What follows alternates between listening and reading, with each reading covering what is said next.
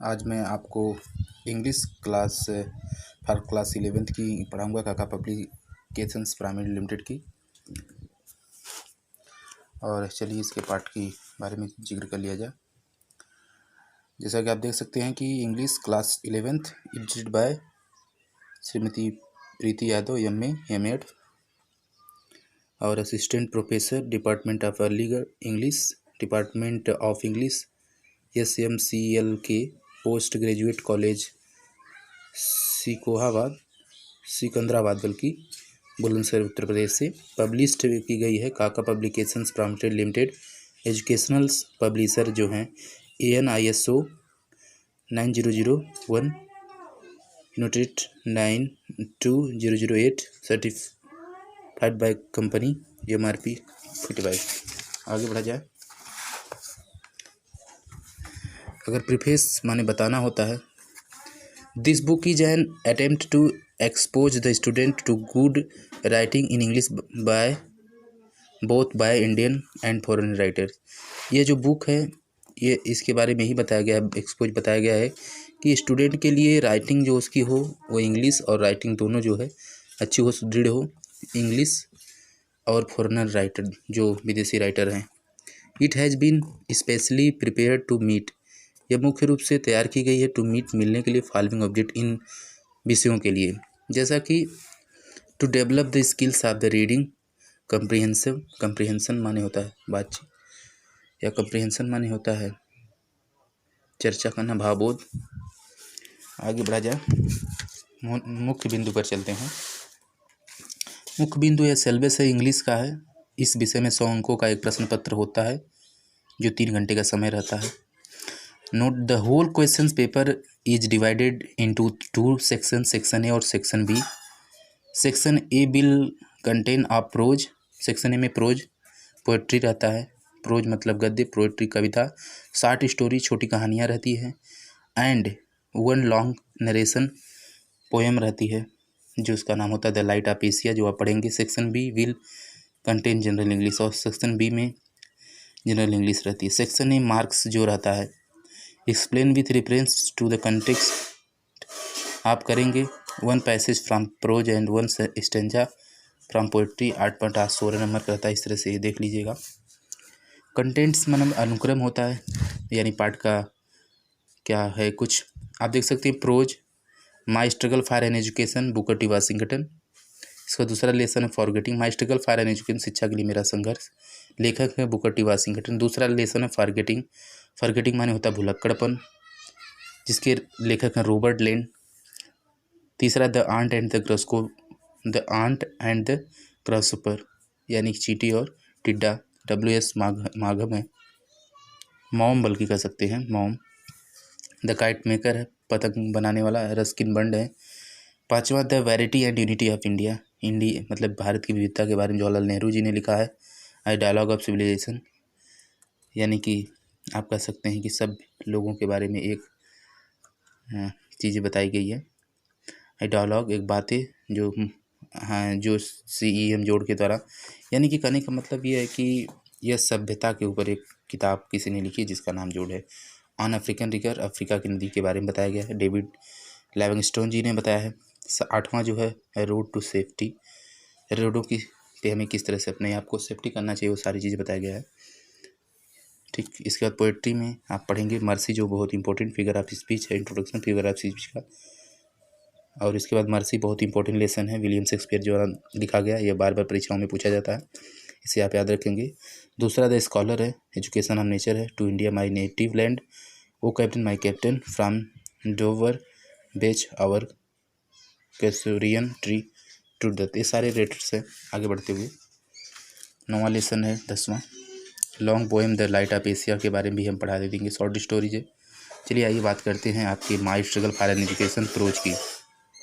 Section A English prose, section A English prose यानी section A अनुभाग 1, आप देख सकते हैं अनुभाग 1 इंग्लिश प्रोज इंग्लिश गद्य। Lesson my struggle for an education, शिक्षा के लिए मेरी पढ़ाई या शिक्षा के लिए मेरा संघर्ष। तालीम शिक्षा पढ़ाई होता है, एजुकेशन मतलब। बुकर टी वाशिंगटन, ये जो सामने फिगर दिख रहा है बुकर सी वाशिंगटन जी हैं। इनके बारे में, अबाउट द आथर, कवि के बारे में, बुकर टी वाशिंगटन 1856-1915। बुकर टी वाशिंगटन का यह जन्म, डेट ऑफ बर्थ दिया गया है। Was a famous educationalist, एक प्रसिद्ध शिक्षाविद रहे of the USA, United State of America की। He was also a great Negro leader, वह नाइग्रो करके एक जाति होती जिसके वह लीडर नेता रहे। He was born in a poor Negro family, वह एक गरीब फैमिली में पैदा हुए थे। इन वर्जीनिया, वर्जीनिया एक शहर का नाम है जो अमेरिका में पड़ता है। आफ्टर द सिविल वार, जब उसमें सिविल वार चल रहे थे आप अमेरिका में, तो ही स्टडीड एट हैम्पटन, उन्होंने अपनी जो शिक्षा हैम्पटन में पूरी की। ही faced great hardships in his early life, उन्होंने बहुत ही कठोर परिश्रम किया अपने शुरुआती जीवन में। As he was a man of iron will, वह एक बहुत ही सुदृढ़ आदमी रहे। आयरन मतलब लोहे के समान मजबूत। द डिफ़िकल्टीज माने कठिनाइयों में ऑफ हिज लाइफ, अपने ज़िंदगी में, कुड नॉट संभल्ड हिम, डरे नहीं। ही स्ट्रगल, उन्होंने संघर्ष किया। हार्ड टू बी, कठोरतम से कठोरतम संघर्ष किया। टू बी एजुकेटेड, शिक्षा होने के लिए, शिक्षा प्राप्त करने के लिए, शिक्षित होने के लिए।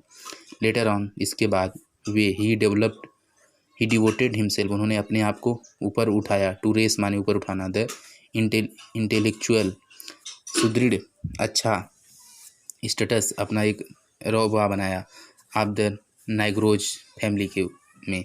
As he worked out a scheme for the education of Negroes, he become their famous leader, वहाँ के मुख्य जो है लीडर नेता रहे। He was not only a good writer, वह एक कवि ही नहीं बट आल्सो गुड ओरेटर, एक अच्छे समाज सुधारक भी रहे। आगे बढ़ते हैं। Among the many books he wrote are two autobiographies, पहला है उनका जो था वो अब फ्रांस स्लेविच वाज रिटन, उन्होंने 1901 में लिखा, और दूसरा ये है, सारी चीज़ें हैं। अबाउट द लेसन, लेसन के बारे में, the lesson produces a good impressions upon us, after reading it we came to know that work is to success, without and work no one can usual in life as it is the secret of success। ये सारी चीज़ें हैं। चलिए पाठ के बारे में चर्चा कर लिया जाए।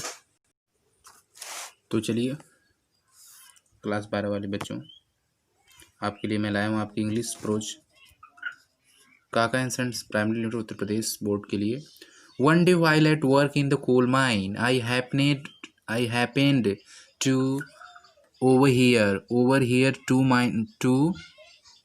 miners माने होता है श्रमिक या खनिक जो खनते थे, talking about a great school for coloured people somewhere in Virginia.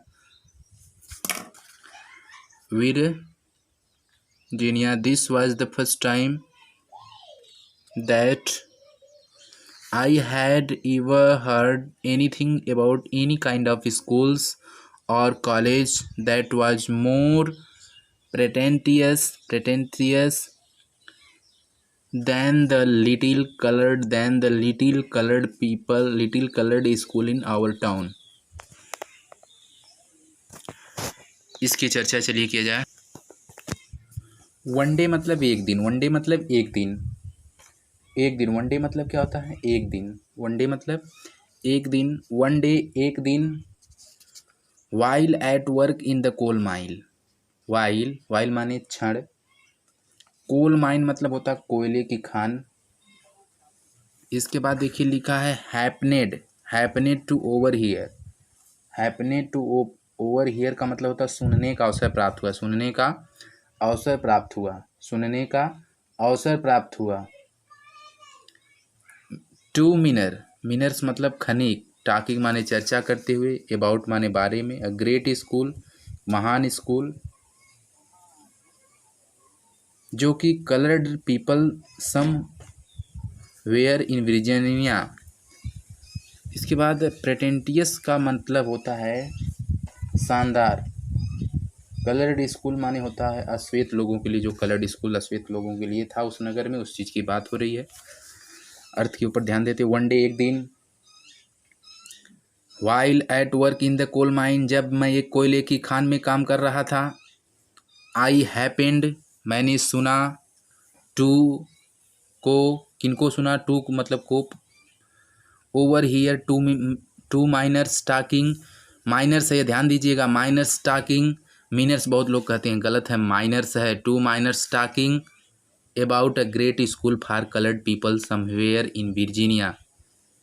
तो मैंने सुना, तब मैंने खान में काम करने वाले, तब मैंने खान में, माइनर खनिक, जो खनिक थे वह खान में जो काम कर रहे थे, खन्ने का काम कर रहे थे, तब मैंने खान में काम करने वाले दो मजदूरों को, टू माइनर्स माने दो श्रमिकों को, दो खनिकों को, दो मजदूरों की बातों को सुना।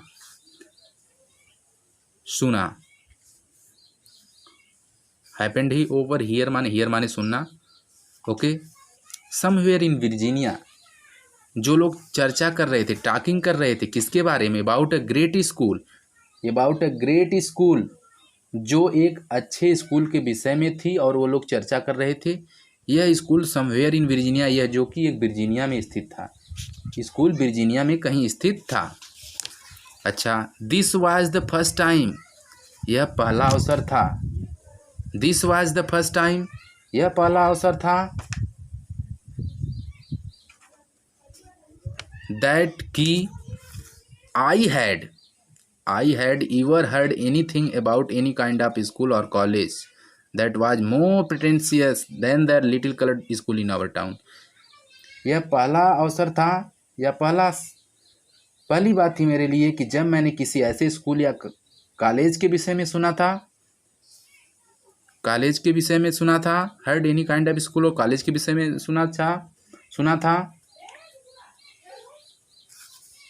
The little coloured school in our town, जो अश्वेत लोगों के लिए हमारे छोटे से कस्बे के एक स्कूल से, कस्बे के स्कूल से अधिक आकर्षक था।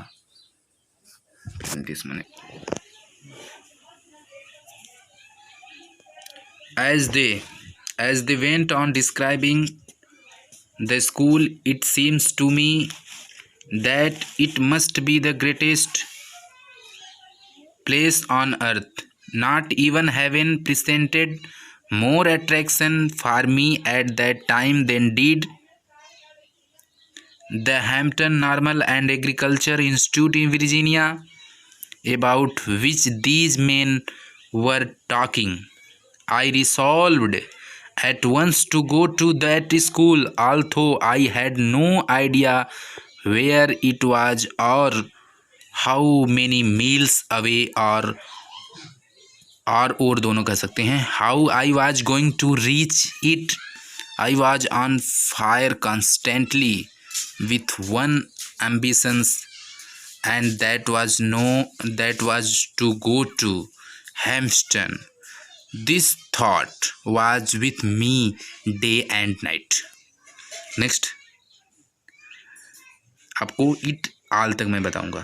In the fall of 1872, I determined to make an effort to get there. My mother was troubled with a grave fear that I was starting out on wild goose cheese. At any rate, I got only a half-hearted consent from her that I might start. I had very little money with which to buy clothes and pay my traveling expenses. My mother Jones helped me all that he could, but of course that was not a great deal. Finally, the great day came and I started from Hampton. I had only a small cheap satchel या साचल इसे कह सकते हैं, साचल, ध्यान देंगे, SATCHEL, साचल that contained the few articles of clothing I could get. My mother at the time was rather weak and broken in health. I hardly expected to see her again, and thus our parting was all the more sad. See how you were was very brave through it all. As they went on describing the school, जैसे वे लोग बात कर रहे थे, जो खान के मजदूर थे, लेखक का कहना कि जो खान के मजदूर थे वो ऐसे बात कर रहे थे, इट सीम्ड माने प्रतीत होना, मालूम पड़ना, टू मी मुझे, that it must be the greatest place on the earth, कि यह मस्ट बी मतलब सबसे अच्छा या महान प्लेस स्थान ऑन द अर्थ, इस धरती पर है। दूसरे शब्दों में खान के मजदूर जिस प्रकार से उस स्कूल का वर्णन कर रहे थे, जिक्र कर रहे थे, उससे मुझे ऐसा मालूम हुआ या प्रतीत हुआ कि जो कि स्कूल पृथ्वी पर सबसे अच्छा स्थान होना चाहिए या था, होना चाहिए था, बल्कि क्योंकि वह भविष्य का भी कल्पना कर रहा है तो होना चाहिए था। Not even heaven presented more attraction, उस समय मुझे, लेखक जो था, not even heaven presented more attraction, अधिक आकर्षक, for me at that time than did the Hampton Normal and Agriculture Institute in Virginia. यहाँ से यहाँ तक देखिए, कहने का मतलब उस समय मुझे वर्जीनिया स्थित Hampton Normal and Agriculture institute स्वर्ग से भी अधिक आकर्षक लगा, जिसके बारे में मेन वर टॉकिंग, वे लोग चर्चा कर रहे थे। हेवन मीन्स स्वर्ग होता है, हेवन मीन्स स्वर्ग, HEAVEN, हेवन स्वर्ग। अट्रैक्शन मतलब आकर्षण, वर्जीनिया मतलब वर्जीनिया जो संयुक्त राज्य अमेरिका का एक राज्य था, उसकी चर्चा की है लेखक जी ने। डिस्क्राइबिंग माने वर्णन करना, प्रेजेंटेड माने होता उपस्थित होना,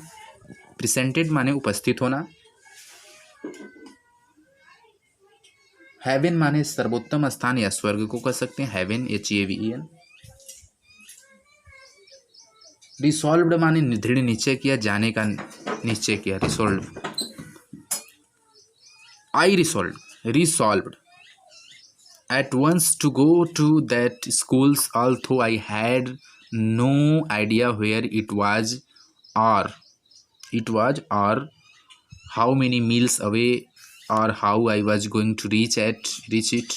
I resolved, मैंने निर्णय